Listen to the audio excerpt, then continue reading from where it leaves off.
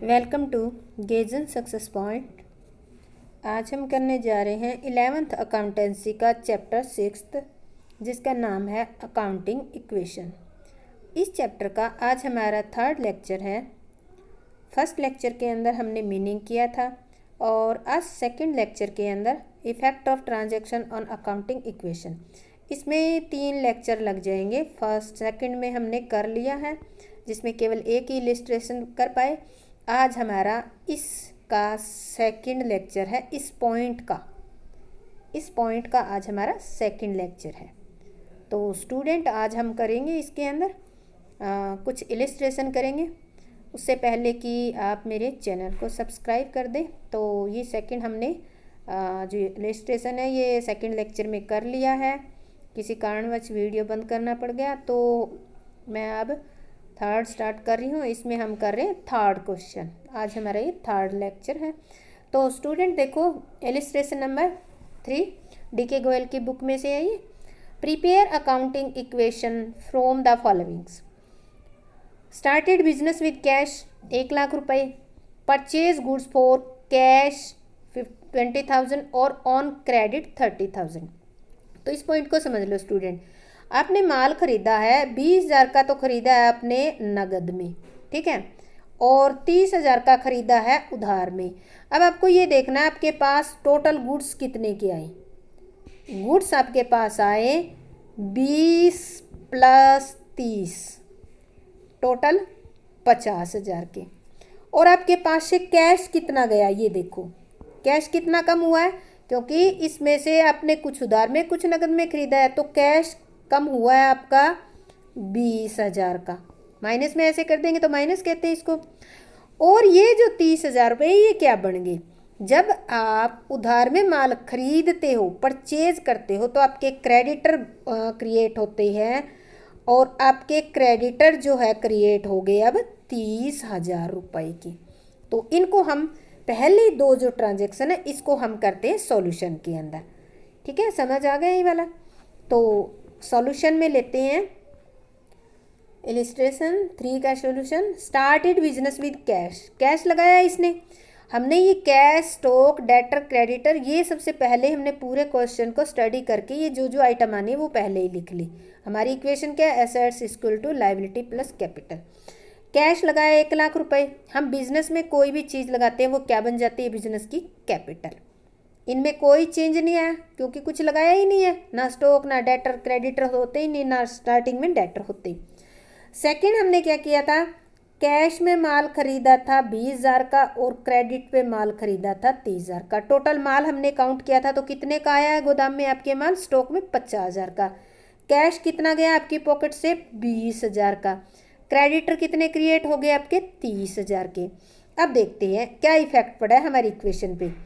Cash बच गया 80,000 का, स्टॉक हो गया 50,000 का, डेटर भी है नहीं, क्रेडिटर कितने हो गए 30,000 के और कैपिटल 30,000 की। तो इन दोनों का टोटल कितना आता है 1,30,000। इसके इस साइड का इन दोनों का टोटल कितना आता है आपका 80 + 50 1,30,000। यानी कि हमारा क्वेश्चन अभी तक ठीक चल रहा है, हमारी इक्वेशन बिल्कुल ठीक आ रही है। बैलेंस है assets equal to liability plus capital. अब आता है 3rd पॉइंट, इसको आपको ध्यान से समझना है। मैं आपको इसकी सोल्व कैसे करना है वो यहीं बता देती हूँ। 3rd जो पॉइंट है वो दे रखा है, sold goods for cash costing 12,000।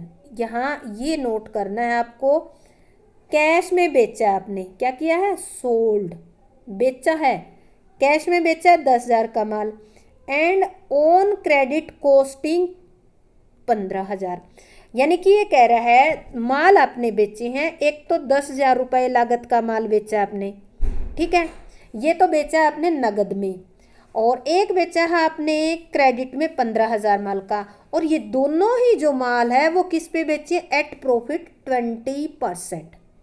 20% profit पे बेचे हैं। तो अब आ जाओ, सबसे पहले हम लेते हैं कॉस्ट जो है कितनी है, 10,000 वाले माल, ये कॉस्ट है, कैश में बेचा उसकी 10,000 की। इस पे 20% प्रॉफिट कितना हो गया आपका, बटे में 100 करके निकाल लेंगे तो ये हो गया आपका 2,000 रुपये। ये क्या हो गया आपका प्रॉफिट, ठीक है। तो आपको आपने 10,000 का माल, इसका मतलब कितने में बेच दिया? 12,000 में। सेल प्राइस कितना हो गया आपका? 12,000। अब आपने 10,000 का माल कितने में बेच दिया? 12,000 में। तो आपके पास रुपए कितने आएंगे? 12,000। इसको कहाँ लिखोगे? कैश के अंदर लिखोगे, क्योंकि आपके पास नगद कितने आए? 10,000। और स्टॉक में से माल कितना गया आपका? 10,000 का। सेकंड लेते हैं क्रेडिट वाला। क्रेडिट में माल कितना था आपका? 15,000 का। ये भी 20% आपने किस पे बेचा? प्रॉफिट पे। तो इस पे प्रॉफिट कितना हो गया? 20%, 3,000 रुपये। 3,000 रुपये क्या हो गया? ये प्रॉफिट। मैं प्रॉफिट लिख रही हूँ। तो यानी कि 15,000 वाला माल 3,000 प्रॉफिट में, यानी कि 15 + 3 आपने 18,000 में बेचा होगा। क्या किया है? तो इसकी सेल प्राइस आ गई 18,000। यानी कि आप कह सकते हो कि हमने 15,000 रुपये वाला माल 18,000 में उधार में बेच दिया। तो उधार में बेचने से आपके क्या क्रिएट हो जाते हैं? डेटर। डेटर कितने के क्रिएट हो गए आपके? 18,000 के। तो अब लिखोगे कैसे कैसे? कैश में लिखोगे आप 12,000 रुपये, ठीक है। डेटर में लिखोगे 18,000 रुपये। और टोटल प्रॉफिट कितना हो गया? 2,000 रुपये प्रॉफिट तो ये हो गया, 3,000 प्रॉफिट ये हो गया। तो कैपिटल में लिखोगे आप टोटल 5,000 रुपये। ऐड कर देंगे ना प्रॉफिट। और माल कितने का निकला है आपका, यानी कि माल कितने का बेचा है? 10,000 + 15,000, 25,000 रुपये का स्टॉक कम हो जाएगा। तो इसको हम करते हैं सॉल्यूशन के अंदर एज इट इज, वो लिख देंगे transaction. Sold goods for cash costing 10,000 वाली ऑन कैश में बेच दी, कैश कॉस्टिंग 10,000, और ऑन क्रेडिट कॉस्टिंग 15,000, बोथ 20%। ये देखो यहाँ सोल्व कर भी रखा है। 10,000 का माल 2,000 रुपये प्रॉफिट पे, तो सेल प्राइस आ गया 12,000 रुपये। कॉस्टिंग प्राइस 15,000, 20%, तो ये आ गया 3,000 रुपये, ठीक है। टोटल प्रॉफिट ऑन सेल 2,000 रुपये, तो आपका ये प्रॉफिट आ गया, और 3,000 रुपये ये प्रॉफिट आ गया। तो टोटल प्रॉफिट कितना आ गया? 5,000 रुपये। अब देखो आपके पास नगद कितने आएंगे? ये माल हमने नगद में बेचा है ना, 12,000। तो आप कैश के अंदर ऐड कर दो 12,000, ठीक है। टोटल माल कितने का गया? 10,000 का तो ये, और 15,000 का ये, टोटल 25,000 का आपके गोदाम से आउट हो गया। तो यहाँ 25,000 लेस कर देंगे। 50 में से 25 लेस करेंगे तो कितने बचेंगे? 25,000 का माल। इसके बाद आपने क्या किया है? उधार में माल बेचा है। 15,000 वाला माल अब कितने में बिक गया? प्रॉफिट ऐड करने के बाद 18,000 का। ये क्रेडिट में बेचा तो क्या क्रिएट हो गए? Credit, debtor. तो 18,000 के डेटर हो गए। प्रॉफिट कितना हुआ? 5,000। वो आप कैपिटल में ऐड कर दोगे 5,000। तो इस तरह से हम इसको सोल्व कर लेंगे। अब इक्वेशन देखते हैं फाइनल। 80,000 में से 12,000 ऐड कर देंगे तो टोटल कैश हो जाएगा 92,000। 50 में से 25 का माल बेच दिया, बाकी बच गया 25। 18 के डेटर हो गए, 30 के क्रेडिटर है, और 1,05,000 रुपये की आपकी क्या है? कैपिटल बची हुई है।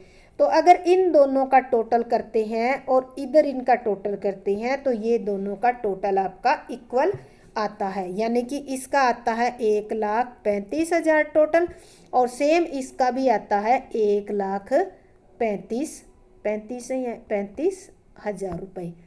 तो इस तरह से हमारा ये थर्ड इलिस्ट्रेशन कंप्लीट होता है।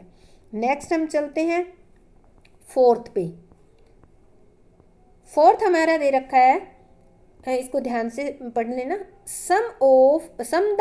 Show the effect of the following transaction on assets, liability and capital through equation.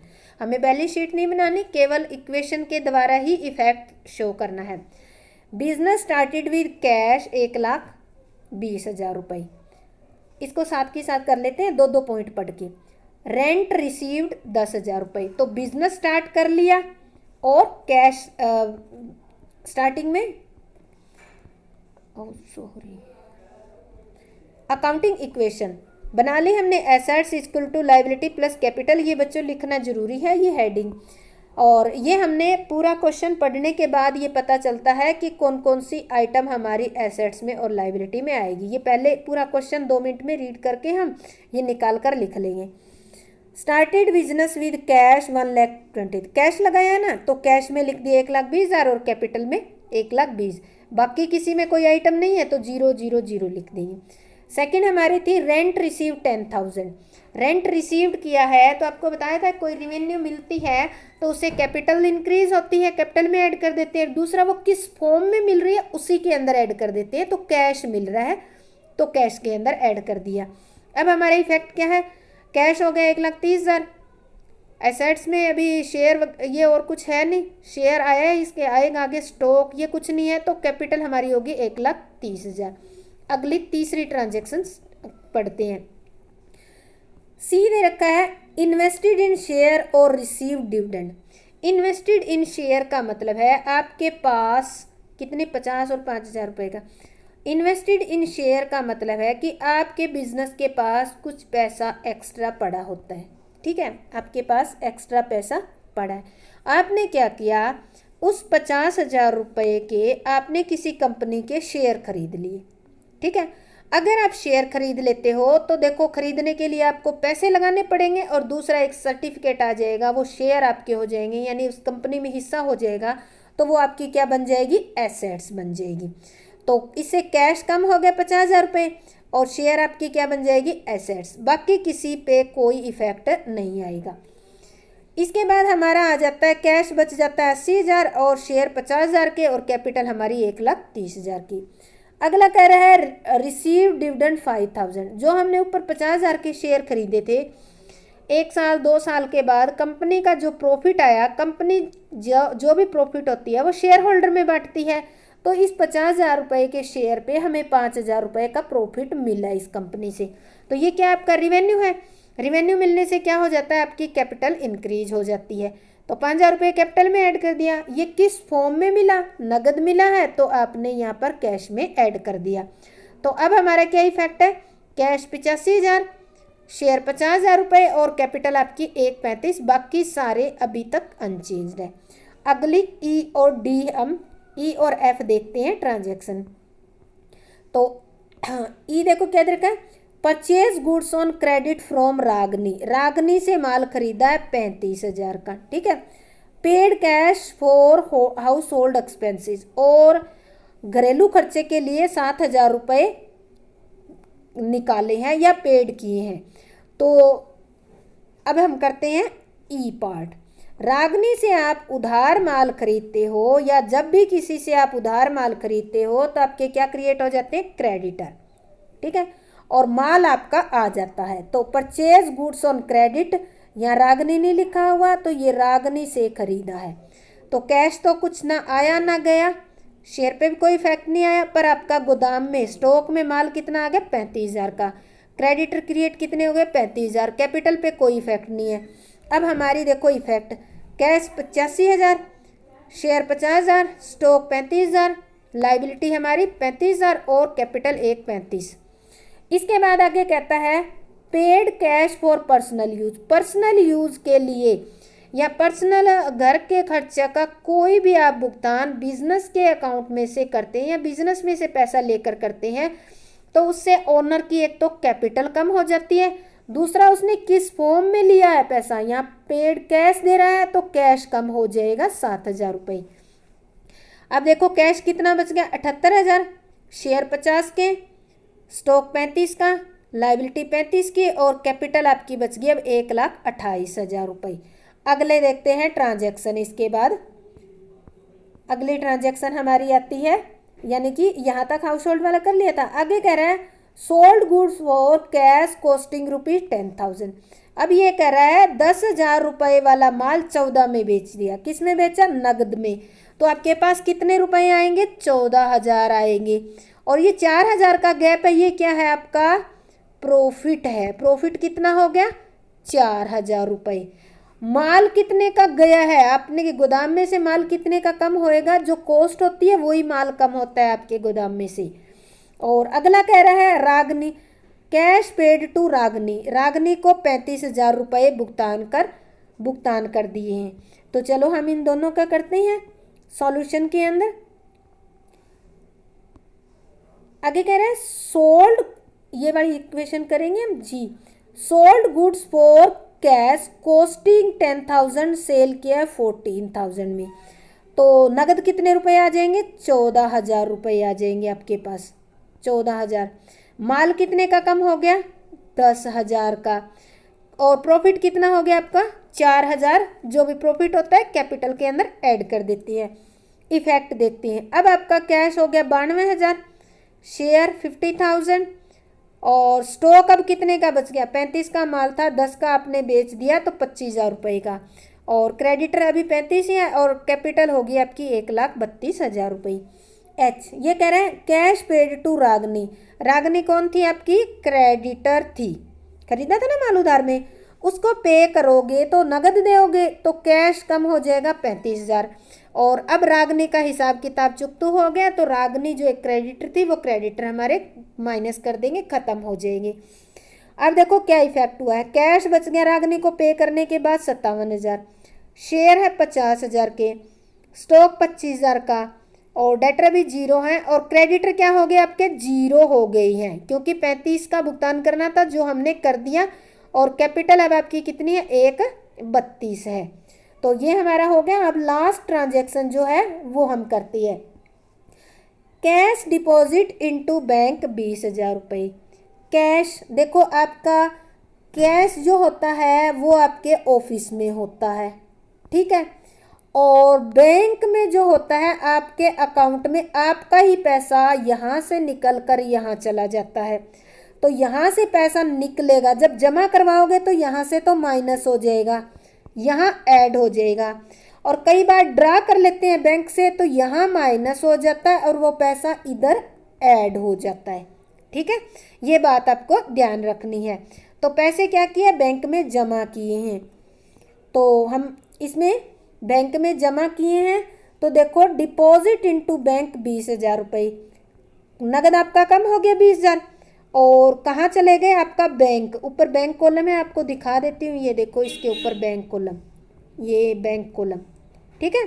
तो बैंक में आपके डिपॉजिट हो गए 20,000, कैश में से कम होकर बैंक में डिपॉजिट हो गए। नेट इफेक्ट देखते हैं। कैश हाथ में, नकदी में कितने बच गए आपके? 37,000, शेयर 50,000 के हैं, गोदाम में माल 25,000 का है, बैंक में आपके 20,000 रुपये हैं, क्रेडिटर कुछ नहीं है आपके, और कैपिटल कितनी है आपकी? 1,32,000 है। अगर इनका टोटल करेंगे, हर एक ट्रांजैक्शन के बाद आप टोटल करके चेक कर लीजिए, तो इसका टोटल आता है 1,32,000, सेम इसका भी टोटल आता है 1,32,000 रुपये। तो ये हमारी इक्वेशन कंप्लीट हो गई है, ये क्वेश्चन भी हमारा कंप्लीट हो गया। तो स्टूडेंट आपको समझ आ गया है तो लाइक, शेयर और सब्सक्राइब करें। और मैं ये क्वेश्चन आपको दोबारा दिखा देती हूँ, आप कॉपी में नोट करके सीधा भी सॉल्यूशन देख सकते हैं। तो थैंक्स, जय हिंद, जय भारत।